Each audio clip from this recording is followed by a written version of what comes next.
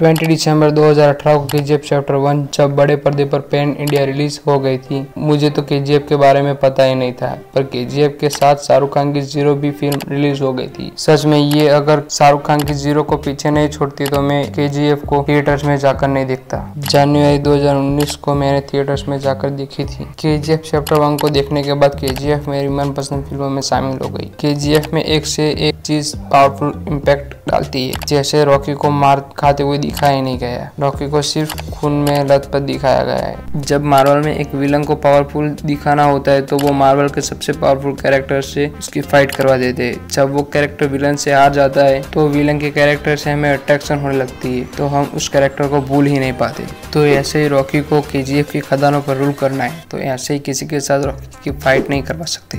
Last को गरुड़ा को मारने वाला सीन ही ले लो, कैसे एक ही झटके में गरुड़ा को रॉकी ने मार दिया था। केजीएफ के स्टार्टिंग से ही गरुड़ा को मोस्ट पावरफुल कैरेक्टर दिखाया गया है, पर मूवी के एंड होते होते आखिर में ही एक ही अटैक से गरुड़ा को मार देते।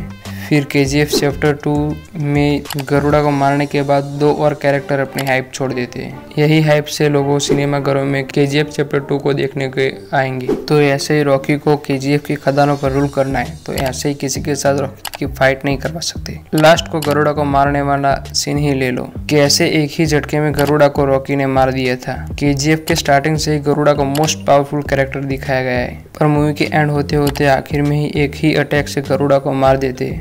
फिर केजीएफ चैप्टर 2 में गरुड़ा को मारने के बाद 2 और कैरेक्टर अपनी हाइप छोड़ देते हैं। यही हाइप से लोगों सिनेमाघरों में केजीएफ चैप्टर 2 को देखने के आएंगे। Power, food, selflessness, why fearless of Rocky.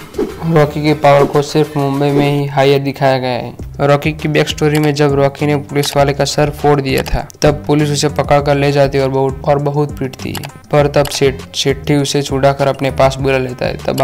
तब हमें शेट्टी को बॉम्बे का बादशाह कहते हैं और रॉकी भी कहता है, किसी को मारा तो पुलिस ढूंढेगा, पुलिस वाले को ही मारा तो तुम्हारे जैसा डॉन ढूंढेगा। तब रॉकी को शेट्टी की पावर चाहिए थी। रॉकी अपनी पावर उसकी माँ से इनहांस करता हुआ आया है। जब रॉकी की बैक स्टोरी में जब रॉकी ग्रुप बनाकर लड़कों को मारने जाता है, तब उसकी माँ उसे कहती है कि अकेला मार के आ। तब उसे पीछे हटने की बजाय उससे अकेले सामना करना सिखा रही थी। उसका इम्पैक्ट हमें बहुत सी जगह पर मिलता है। जब गुरु पांडेयन ने DYSS के ऑफिस में गरुड़ा को मारने पहुंचे थे, तो वो क्या कर सकता है रॉकी के साथ। रॉकी उसकी परवाह किए बिना गरुड़ा को मारने के लिए पहुंच गया था। रॉकी को बताया ही नहीं गया था कि वो कौन है और वो किसको मारने वाला है और उसका पावर भी क्या है। शेट्टी को उसके वफादार बताते हैं कि रॉकी का टाइम अब बड़ा चेंज हो गया है। हमारा खौफ इसलिए है कि रॉकी हमारे साथ है। उसका नाम अब पूरे पश्चिमी तट पर सुनाई देता है। शेट्टी जब रॉकी को छोड़ देता है, तभी भी रॉकी फेयरलेस खड़ा रहता है। वही एंड्रयूस की कार आती है, तो शेट्टी वही हड़बड़ाकर एंड्रयूस को लेने जाता है। तभी रॉकी को और पावर की भूख लगती है। तभी वो एंड्रयूस के पास जाकर उसको साफ बोलता है। DYSS के ऑफिस में गरुड़ा को ना मारने का कारण भी वही था, पावर। अगर रॉकी वहीं पे गरुड़ा को मार देता तो उसको मारने का क्रेडिट एंड्रयूस और उसके सारे साथीदार ले जाते और वो सब कुछ टेक ओवर कर लेते। पावर और गोल्ड की चाहत गरुड़ा को रॉकी की तरफ और रॉकी को गरुड़ा की तरफ ले गई। पार्ट 1 में ट्विस्ट तो थोड़े से है, पर अलग अलग पावर पर। Shetty fares of Andrews, Andrews fares of Garuda में गरुड़ा को पावर कहाँ से मिली?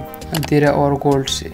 Step by step Rocky powerful होता जाता है। रॉकी को पता चलता है कि पैसा कहाँ है, पावर किसे कहते हैं, तभी वो पक्का बिजनेसमैन भी है। मूवी में हाई क्लास और लो क्लास को बेहतर तरीके से दिखाने के लिए प्रशांत नील ने फूड को उसका सिंबल बना लिया और खाना भी अपनी तख्त का पावर दिखाता है। जैसे कि रॉकी जब लोकल होता है, तब रॉकी का खाना जब रीना को ले जा रहा था, तब वो बन वाला सीन, माँ और छोटे बच्चे का सबसे डरना, वही रीना को रॉकी औरों से अलग लगता है। फिर से खाने के टॉपिक पे आ जाते हैं और गरुड़ा के खाने पर वही फोकस करते हैं। वही शान बान और गरुड़ा अपनी हाई क्लास पावर दिखाता है। वही 3 लोगों को खाना देकर जो उसको मारने आए थे, अपनी क्रूरनेस भी वहीं पे दिखाता है। जब खाना देकर वो तीनों आपस में ही कंपटीशन करने लगते हैं। वहीं पेट भरना तो सबके लिए सेम होता है, लेकिन अलग अलग लोगों के लिए उसका वैल्यू अलग अलग हो जाता है, क्योंकि स्टार्ट्स में ही खाने की वैल्यू हाई दिखाई गई है। गरुड़ा के महल में खाने की वैल्यू कम हो जाती है, मगर KGF के माइनिंग एरिया में खाने की वैल्यू उससे भी कम हो जाती है। और सारे सिंबल्स को एक साथ कंबाइन कर देते हो तो उसके कैरेक्टर, और ये सारे सिंबल्स वही होते हैं जो हमें मूवी में अपने कैरेक्टर से अटैच करते हैं। और जब सारे सिंबल को एक साथ कंबाइन कर देते हैं तो उससे क्रिएट होता है मोटिव्स, और जब सारे मोटिव्स को मिला देते हैं तो उससे क्रिएट होते हैं थीम्स। मूवी में मोटिव्स ऐसे होते हैं कि आप पॉइंट आउट कर सकते हैं सिंबल्स को इकट्ठा करके। खाना, पैसा, पावर स्क्रीन पे दिखता है। पैसा और पावर का सेंस हमें नजर आता है डायलॉग और स्क्रीन प्ले में, जहाँ तुम पॉइंट आउट कर सकते हो।